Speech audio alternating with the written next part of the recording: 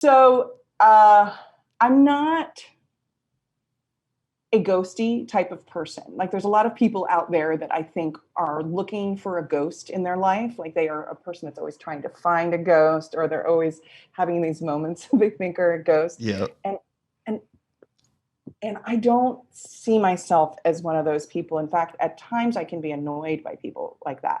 I live in this house now, and we had a handyman come, and my husband called me as I was coming home. He's like, look, we're paying this guy by the hour. Somehow in conversation, he just brought up that he is a ghost hunter, professionally also. So can you just not go get into it with this man, because we're paying him by the hour, and we'll just let him. So of course I walk in and I was like, hello. And even though I don't see myself as a person that wants to see ghosts, I'm like sort of fascinated by people that do. So I had him go into the attic and check it out.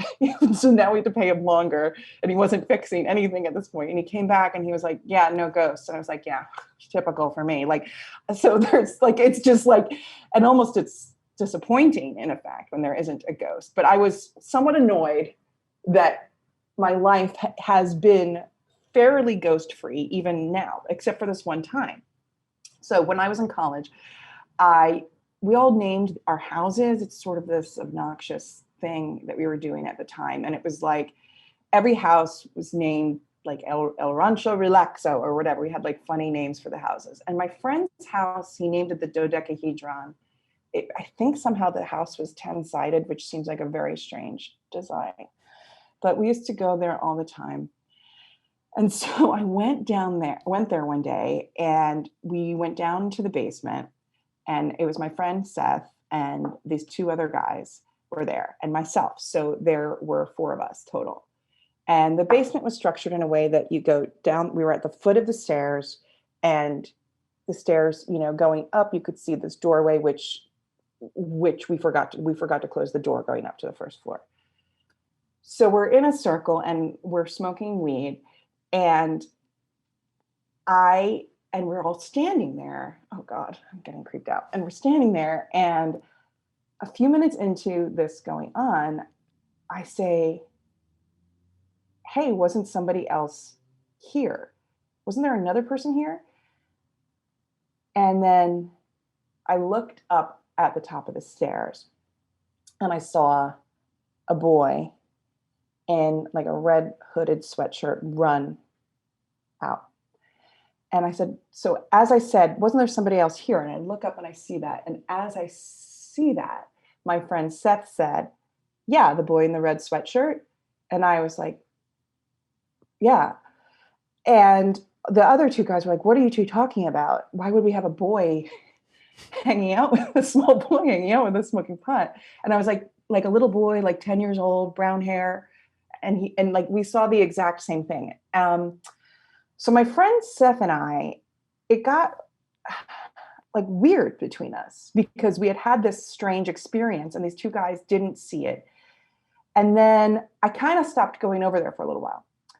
And then my friend Seth came over to my place, the one who also saw it. And he's like, this weird stuff is happening now.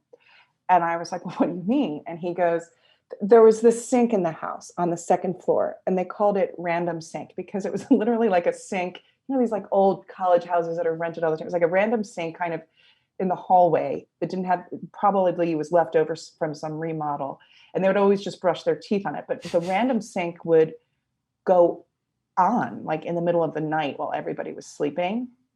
And then they would like someone would come out and have to turn it off and nobody was up. Things like that started happening. And then and my friend Seth was coming to me telling me these things. And then slowly the other people in the house would start seeing like little like leaves rustling or something out their window and go out, and there would be no one there.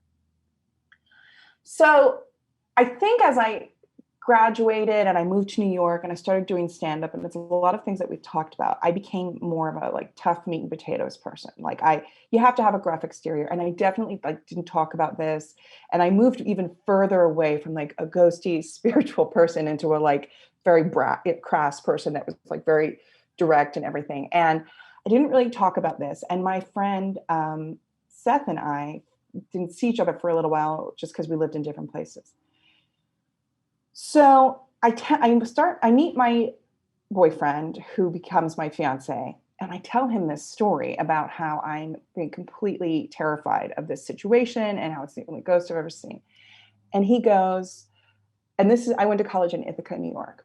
And we were talking about getting married in Ithaca, New York, because his grandmother is buried there and his father went to college up there too. And we were going to go look at wedding venues. So my husband's like, all right, when we go look at the wedding venues, we'll go find a wedding venue. I want to go see where my grandmother's buried, visit her gravestone.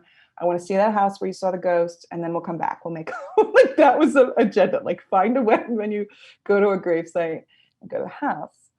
So we quickly found a wedding venue, and then he's like, "Okay, let's go to my grandmother's gravesite."